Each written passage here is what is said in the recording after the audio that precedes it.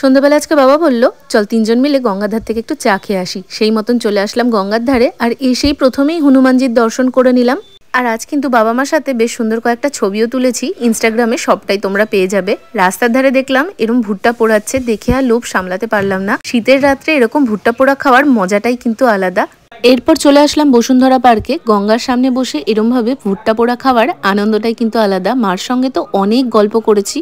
এরপর আসলাম দাদার দোকানে, এখান থেকে আজকে আর চা খাইনি, তবে ঘুগনি কিন্তু মিস করিনি। আমার ঘুগনি খেতে ভীষণ ভালো লাগে, এতদিনে তোমরা তো হয়তো সেটা জেনেই গেছো।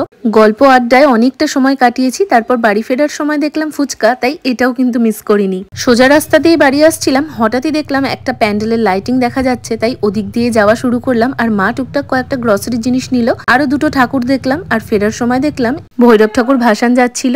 এরপর বাড়ি এসে একদম ফ্রেশ হয়ে নিয়েছি, আর মাকে বললাম একটু গরম গরম চা করতে। ডিনারটা আর আজকে করিনি, চা দিয়ে দিনটা